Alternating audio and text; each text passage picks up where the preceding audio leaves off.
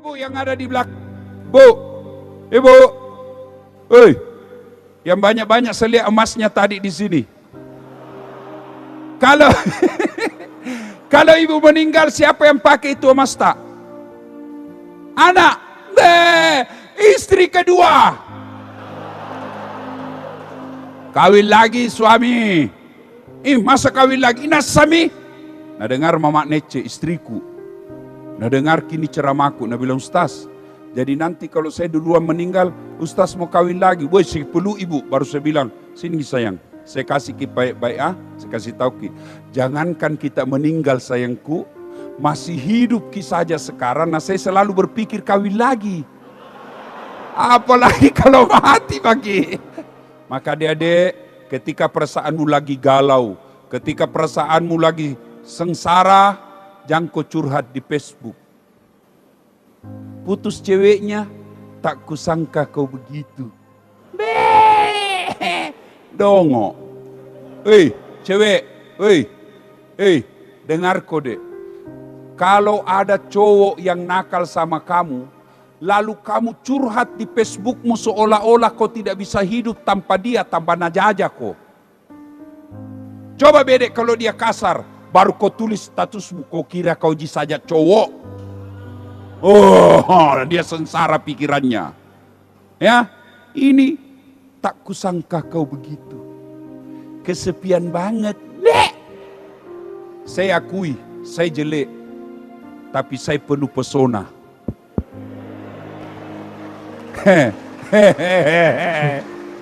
Mana buktinya? Mau semua kau foto toh?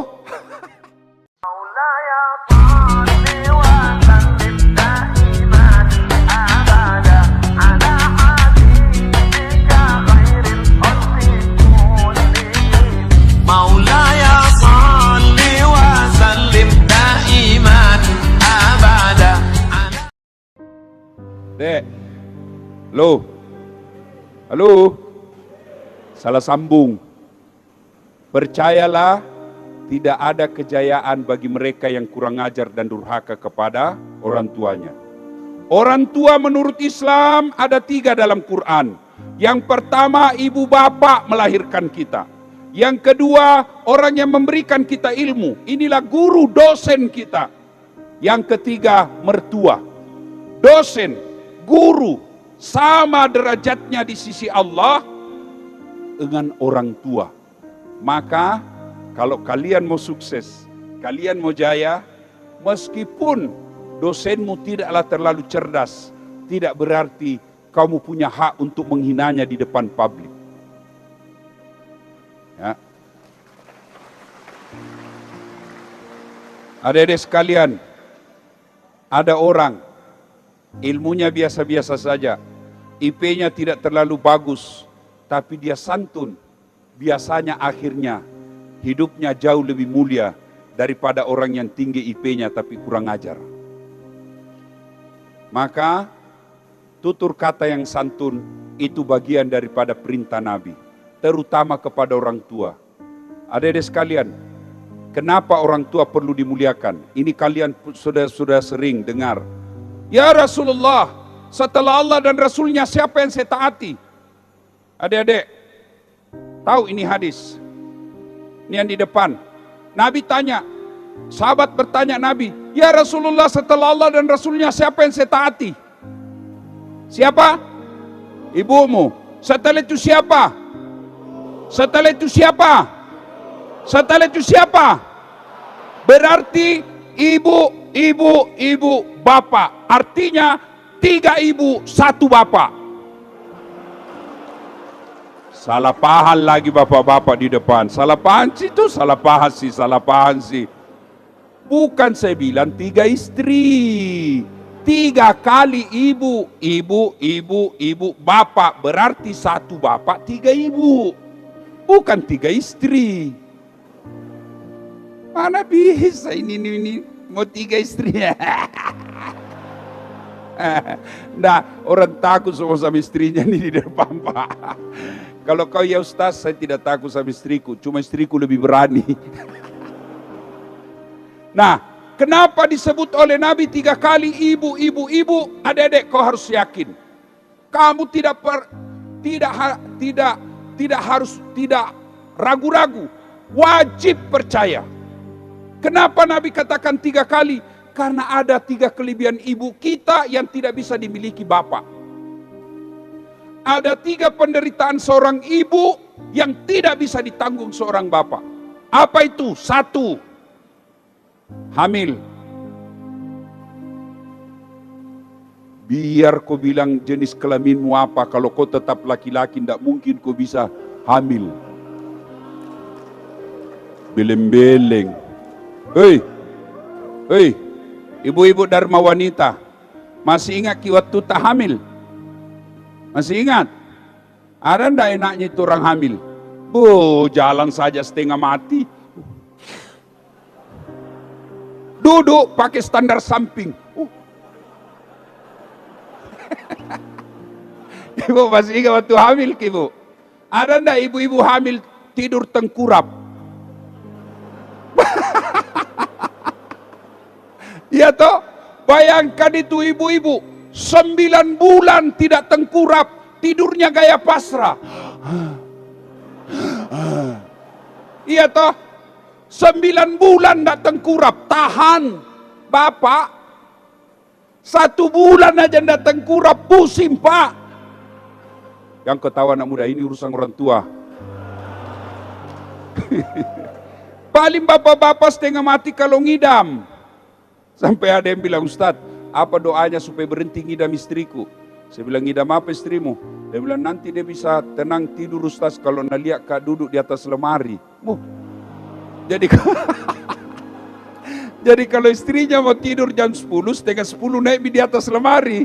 Mau WhatsApp, saya bilang berhenti, kau nak kerja ikut istrimu.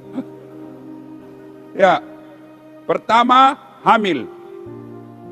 Yang kedua, melahirkan. Ibu-ibu masih ingat waktu melahirkan? Ibu-ibu, Ibu Rektor, masih ingat waktu melahirkan? Ada ndak ibu-ibu melahirkan senyum? Mantang-mantang istri guru besar melahirkan, keluar kena. Ndak, tetap setengah mati. Ya gigi kau bayi. Anehnya itu tobat itu kasihan, tobat Bapak ndak mau lagi hamil terakhir bini. Tobat ndak mau 5 bulan kemudian, hamil misalnya. Yang kau terima anak-anak, ini urusan orang tua. Nah, yang ketiga apa? Menyusui. Ibu-ibu masih ingat waktu menyusui? Masih? Apalagi waktu tumbuh giginya.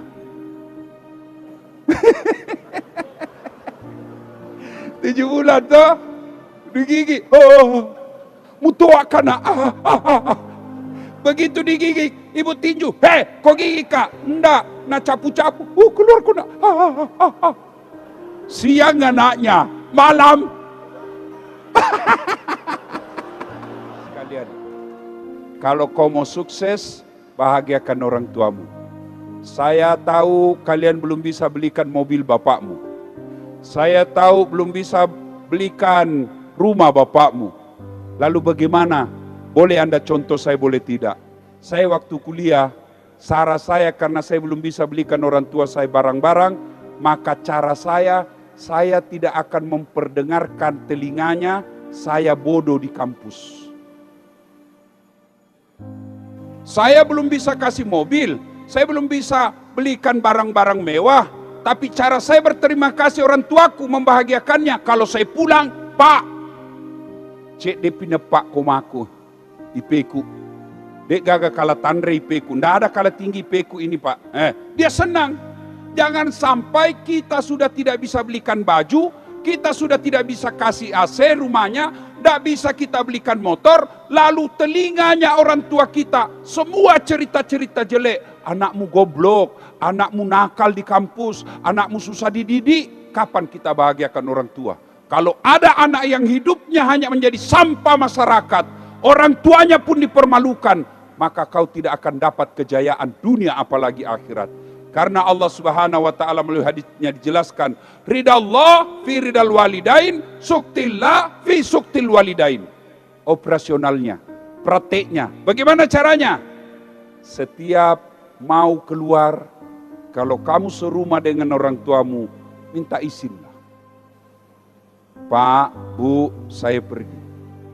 Saya dulu kalau mau pergi sampai sekarang, ada kebiasaan saya kepada orang tua saya sampai sekarang saya masih pelihara. Apa itu? Sampai sekarang minimal 2 kali saya telepon ibuku dalam sehari. Karena bapakku sudah arwah. Mak, baru bangun mak, agak tepi gau. Apa bikin mak? Ya saya mau nak, menasu-nasu kak. Agak tanasu. Sudah itu, mak doakan saya selamat dalam dakwah. Begitu emak kita bilang amin, arasnya Allah bergetar. Tidak mesti orang tua kita masuk ke masjid. Tidak mesti orang tua kita pakai kudung selesai sholat baru doakan.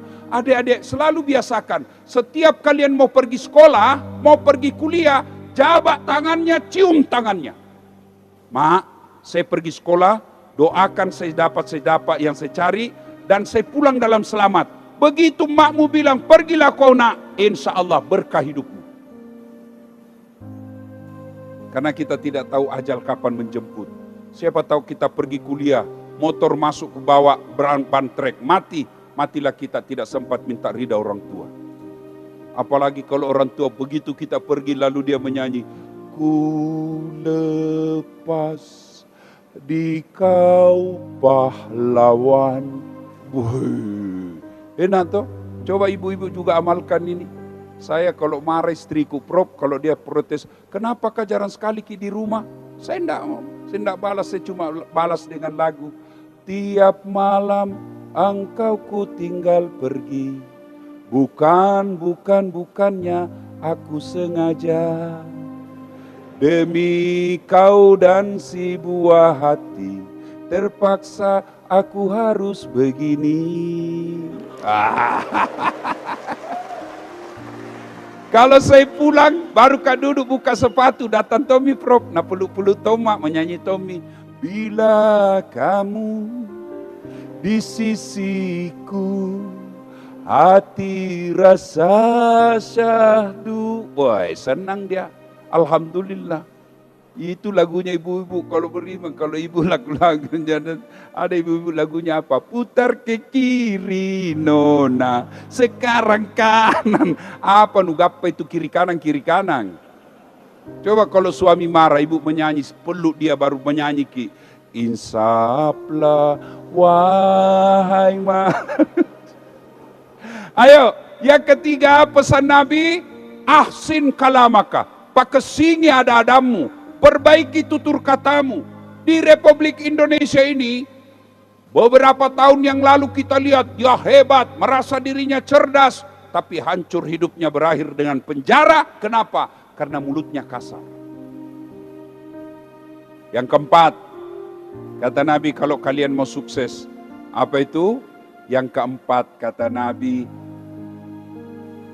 at'im al-masakin, bersedekahlah. Sedekah. Adik-adik, sedekah tidak selalu duit. Saya sedekahnya ilmu. Sedekahnya para dosen ilmu. Sedekahnya kita adik-adik sekalian, kalau tidak ilmu, jangan jadi ustadz. Gimana caranya? Dapat ceramah, potongan ceramahnya Ustadz Dasad di grup WhatsApp. Nah, sebar nih. Jangan lupa like and share. Ini serius ini. Kalau dapat ceramahku, like and share. Kalau ada kita nonton di YouTube, jangan kau skip ki. Nonton kau iklan dulu satu. Yang ketawa bos, serius kayak ini. Ibu-ibu yang ada di belakang, Bu, ibu, yang banyak-banyak saya lihat emasnya tadi di sini. Kalau kalau ibu meninggal, siapa yang pakai itu emas tak? Anak, istri kedua, kawin lagi suami. Masa kawin lagi? Nasami. Nah dengar mama Nece, istriku. Nah dengar kini ceramahku. Nah bilang, Ustaz, jadi nanti kalau saya duluan meninggal, Ustaz mau kawin lagi. Boy, saya peluk ibu. Baru saya bilang, sini sayang, saya kasih ki baik-baik saya kasih tahu ki. Jangankan kita meninggal sayangku, masih hidup ki saja sekarang. Nah saya selalu berpikir kawin lagi. Apalagi kalau mati pagi. Maka daripada istri kedua pakai emas, lebih baik sedekahkan. Bapak-bapak dosen, honor kita banyak, kasihan kalau kita tidak punya sedekah untuk akhirat kita. Saya merantau ke Jawa, ternyata di Jawa tidak nyaman. Ada pilihan? Ada. Apa pilihan? Saya balik lagi ke kampungku. Saya di Unhas, ternyata dekan rektor tidak senang saya. Ada pilihan? Ada. Apa? Pensiun dini. Tidak ada urusan, lewat-lewat. Tidak ada urusan lagi, bukan rektorku. Iya toh? Ada orang pilkada, tadinya kepala dinas, ganti rezim, akhirnya dia menjadi staf ahli. Ahli yang tidak ada stafnya. Ada pilihan? Ada. Apa pilihan? Pensiun. Selesai. Tapi kalau kita masuk kubur, ada pilihan? Ada pilihan? Tidak enak dikubur deh, keluar lagi.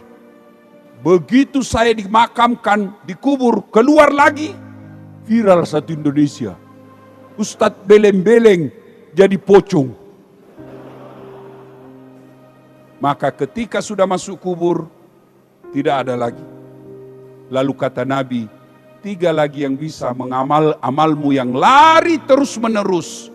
Satu di antaranya, ilmu yang bermanfaat. Inilah sedekahnya kita kaum akademisi.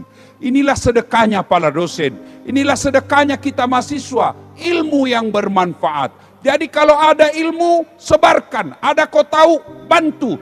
Tapi bukan pada saat final test. Yang tahu waktu ujian, amal jari ya bos. Amal jari, cepatku. Bukan itu. Dan yang kelima, kalau mau sukses kata Nabi, saya ulang dulu supaya kita ingat kembali. Apa tadi yang pertama? Tuntut ilmu pengetahuan. Yang kedua, persaudaraan, persatuan. Yang ketiga, tutur kata yang lembut, akhlak yang baik terutama kepada kedua orang tua. Yang keempat, bersedekahlah. Dan yang kelima kata Nabi, wa minal laili fatahajjat bihi, bangunlah sepertiga di akhir malam untuk sholat tahajud. Maka adik-adik, ketika perasaanmu lagi galau, ketika perasaanmu lagi sengsara, jangan kau curhat di Facebook. Putus ceweknya, tak kusangka kau begitu. Dongo. Cewek, dengar kau dek. Kalau ada cowok yang nakal sama kamu, lalu kamu curhat di Facebookmu seolah-olah kau tidak bisa hidup tanpa dia, tanpa najajah kau. Coba bedek kalau dia kasar, baru kau tulis statusmu, kau kira kau saja cowok. Oh, dia sengsara pikirannya. Ya, ini tak kusangka kau begitu. Kesepian banget. Maka begitu ada masalahmu, susah hidupmu, sengsara perasaanmu, wa minal laili fatahajjat bihi, bangunlah sepertiga di malam untuk sholat tahajud. Ini ada mungkin senior-senior yang sudah sarjana, belum dapat jodoh sampai sekarang, kau bangun sholat tahajud. Jangan kau cari, biarlah Allah yang carikan kau. Gimana caranya? Bangun kau sholat tahajud. Ada kusuka Ustaz, sebut namanya dalam sholatmu. Ya Allah, jika memang si Fatimah cocok bagiku, satukan hatiku dan hatinya.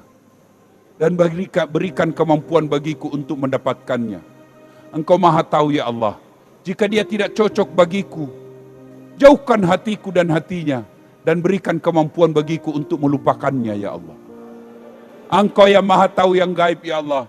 Kalau dia memang cocok bagiku dan dialah jodohku, bukakan pintu hati orang tuanya supaya sedikit juang panai na minta. Inilah Bapak Ibu Saudara sekalian, Allahu Akbar. Setelah saya pelajari hadis ini, ternyata Rasulullah itu Pak, bermanajemen. Coba kita simak Pak. Perintah pertama sampai 4, itu hubungan horizontal kepada sesama manusia. Tapi sebagai orang beriman, jangan lupa yang kelima, jadikan Allah sebagai sandaran vertikalmu. Bisa jadi ilmu kita pas-pasan, bisa jadi wajah kita pas-pasan. Ini mukaku, lo aku lihat itu. Lihat aku itu di TV, jelek nah. PC hitam. Saya akui, saya jelek. Tapi saya penuh pesona.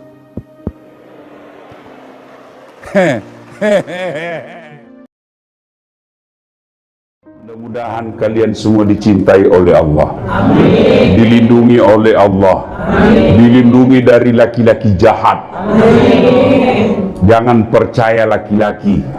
Apalagi kalau dia lagi jatuh cinta. Mulutnya berbisa. Lebih bahaya daripada ular kobra. Modal hanya silver coin, modal coklat, bunga-bunga plastik. Kamu sudah lope-lope, beleng-beleng. Kemanapun kau pergi, aku akan mengikutimu. Aku akan hidup semati. Pembohong. Apalagi kalau ada istrinya, jangan kau percaya. Apalagi kalau dia dia bilang, ini saya dalam proses perceraian, sebentar lagi saya akan bercerai. Jangan kau terima sebelum ada surat cerainya. Banyak kasihan perempuan jadi korban hanya karena mulut berbisa para lelaki. Yang kau lihat saya, bukan saya.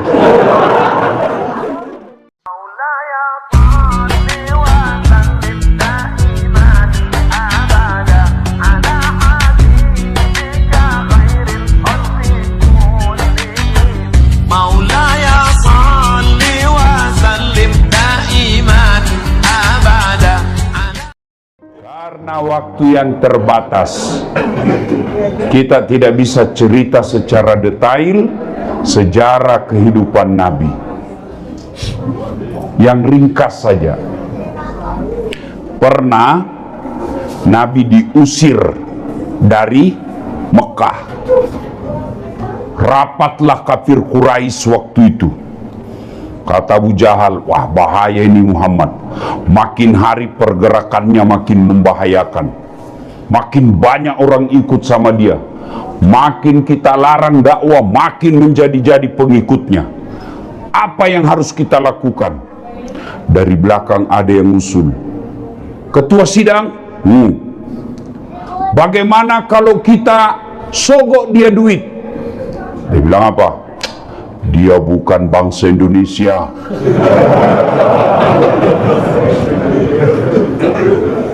Kasih serangan fajar. Kalau gitu kita kasih perempuan paling cantik. Kata yang lain, dia bukan pejabat Indonesia. Jadi kalau begitu bagaimana? Nggak usah banyak cerita. Apa? Kita bunuh saja dia. Tapi kan dia punya keturunan, dia punya bani, dia punya suku. Kalau kita bunuh, nanti Bani Hasyim melakukan perlawanan. Kata gampang, kita keroyok. Dia dan satu, kita dan kawan-kawan. Bagaimana? Jadi kalau Bani Hasyim keberatan, semua suku yang ada di Mekah bersatu padu melawan Bani Hasyim. Gimana? Setuju? Setuju. Cocok kalau begitu. Tapi ini rahasia rapat. Tidak boleh dibocorkan. Siapa yang membocorkan rahasia rapat ini, kita penggal lehernya. Oke, setuju? Setuju. Pulang seorang peserta rapat. Sampai di rumahnya dia cerita ke istrinya. Bu, ada rahasia.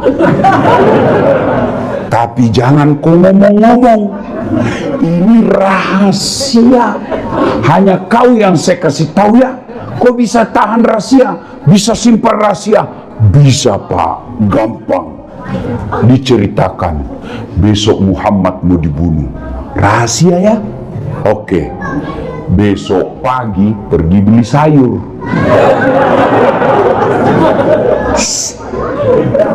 Rahasia. Jangan ngomong-ngomong. Apa? Muhammad besok mau dibunuh. Rahasia. Jangan ngomong-ngomong. Yang sudah dikasih tahu, dia pergi lagi ke tetangganya. Rahasia. Akhirnya yang tadinya jangan ngomong-ngomong, akhirnya satu Mekah ngomong. Itulah sejak dari dulu perempuan jangan kasih tahu rahasia. Pasti bocor. Ini.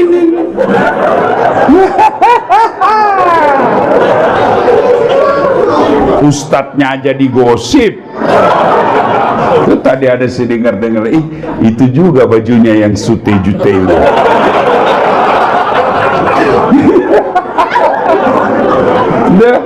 Ya toh? Kumpul begini, 1 jam pengajian, 1 jam setengah gosip. Pulang dia tidak langsung pulang itu. Nanti cerita. Siapa yang dicerita? Yang duluan pulang. Maka sebaiknya supaya ibu tidak dicerita temanmu, sama-sama kau pulang. Kalau ada yang duluan pulang, kaulah yang jadi korban gosip. Ya, masuk pengajian itu dilihat itu dari kepala sampai ke bawah.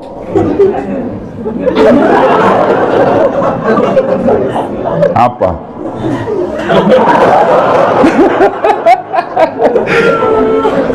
Hikmah pertama, tinggalkan gosip. Masa jauh-jauh tinggalkan di Indonesia ke Osaka hanya jadi tukang gosip.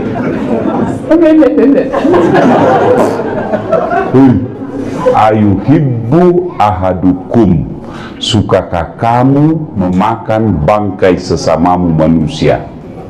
Orang yang suka gosip, meskipun rajin pengajian, rajin tadarrus, rajin belajar agama, tapi kalau dia tidak bisa hindari mulut gosipnya, habis amalmu nanti.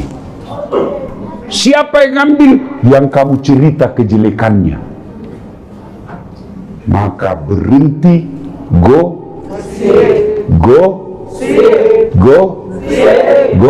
Nah, memang tukang gosip. Saya mau bilang go internasional, tapi dia sambung ship. Memang kau tukang gosip. Ya, kalau kau lihat kekurangan temanmu, lebih baik kau ucapkan na'udzubillahi min zalik. Kita berlindung kepada Allah dari keburukan itu. Poin pertama, berhenti.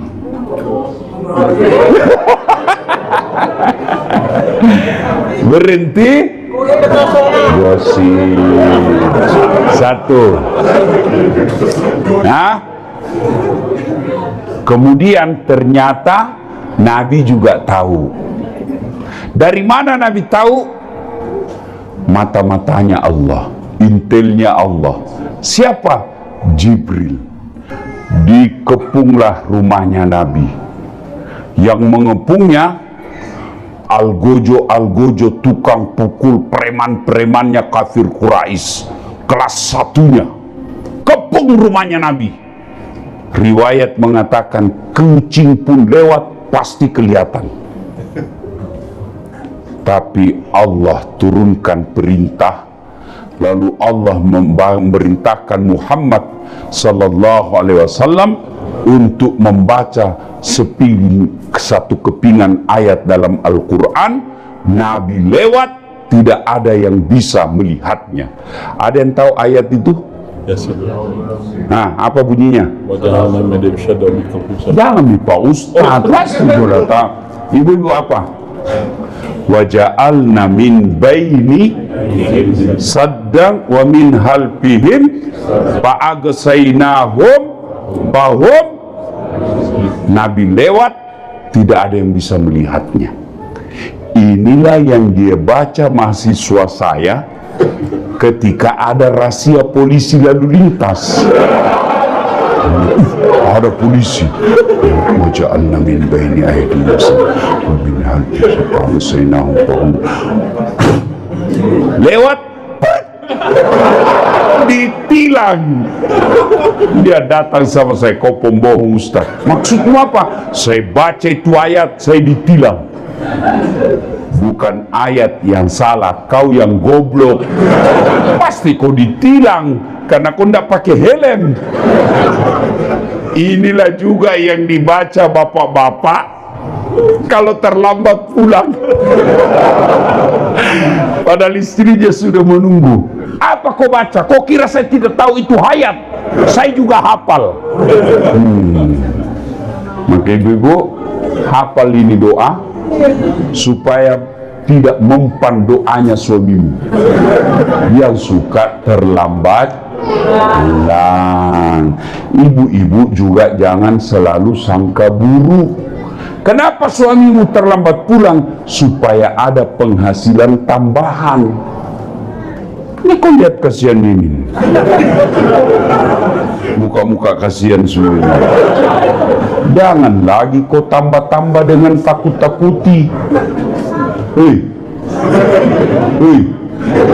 kau kira enak jadi suami? Hah? Langsung dia jawab, kau kira juga enak jadi istri? Berarti sama-sama tidak enak. Kalau begitu kenapa kau suami istri? Ya, mudah-mudahan kalian semua dicintai oleh Allah. Amin. Dilindungi oleh Allah. Amin. Dilindungi dari laki-laki jahat. Amin. Jangan percaya laki-laki, apalagi kalau dia lagi jatuh cinta. Mulutnya berbisa, lebih bahaya daripada ular kobra. Modal hanya silver coin, modal coklat, bunga-bunga plastik, kamu sudah lope-lope, beleng-beleng. Kemanapun kau pergi, aku akan mengikutimu. Aku akan hidup semati. Pembohong. Apalagi kalau ada istrinya, jangan kau percaya. Apalagi kalau dia dia bilang, ini saya dalam proses perceraian, sebentar lagi saya akan bercerai. Jangan kau terima sebelum ada surat cerainya. Banyak kasihan perempuan jadi korban hanya karena mulut berbisa para lelaki. Yang kau lihat saya, bukan saya. Ya, hei, cewek, kalau ada sama-sama kamu pekerja, kan sekarang nggak boleh lagi disebut tenaga kerja kan? Sekarang disebut pekerja imigran, pekerja PMI, pekerja migran Indonesia. Tak boleh lagi disebut tenaga kerja. Ya, maka kalian jauh-jauh tinggalkan tanah air, lalu kau pacaran hanya berzina. Kasihan, lebih baik kau suruh lamar dia. Kalau betul kau sayang sama saya, kau pulang ke Indonesia, lamar saya baik-baik. Mahal pulang kampung, kau video call sama orang tua saya, lamar saya sebagai wanita terhormat. Begitu. Kalau kau tidak lamar saya dalam waktu sepekan, apa boleh buat? Kita putus. Kau kira cuma kau laki-laki? Banyak yang ngantri. Cuma karena kau sudah belikan adekku motor.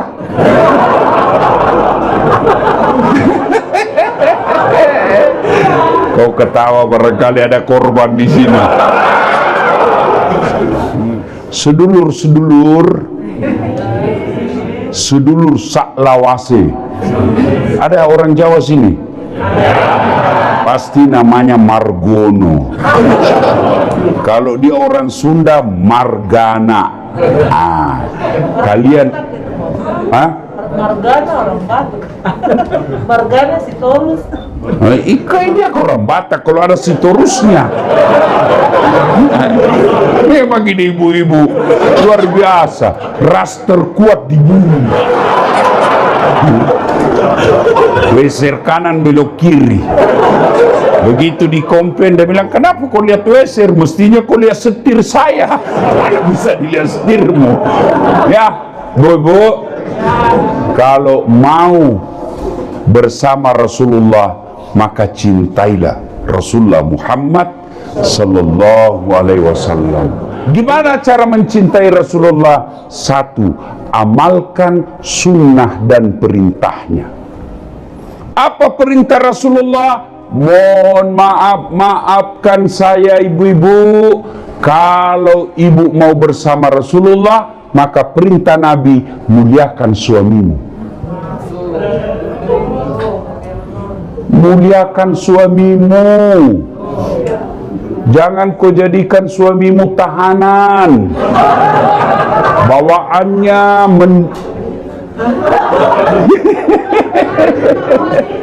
ya, tidak boleh. Baru suamimu pergi kerja, di mana kau? Di mana kau? Di kantor, video call. Jangan, Bu. Muliakan suamimu. Perintah agama. Kalian juga suami, jangan tipu istrimu. Alasan kerja, rapat, ternyata pergi merapat. Maka yang baik, istri hormati suami, suami sayangi istri. Bagaimana prakteknya? Jangan kasar mulutmu. Apa yang kamu capai? Apa yang kamu mau capai kalau kau hina suamimu? Padahal suamimu lah yang carikan kau nafkah. Tapi suamiku jelek, Ustaz. Takdirmu. Allah memberimu jodoh yang terbaik. Kenapa? Karena kalau cakep suamimu, pasti dia malu jalan sama kamu. Kenapa? Karena kau juga jelek. Sudah ngerti kenapa suamimu jelek? Ngerti? Sudah ngerti kenapa istrimu jelek? Karena kau juga jelek. Maka saling menghormati. Ya. Tutur kata yang lembut. Jangan memaki. Tahu enggak kata Nabi, ada 4 perempuan menjadi bahan bakar api neraka. Bahan bakar api neraka. Satu di antaranya perempuan yang suka menghina suaminya. Kau suka hina, tapi kau 4 kali hamil.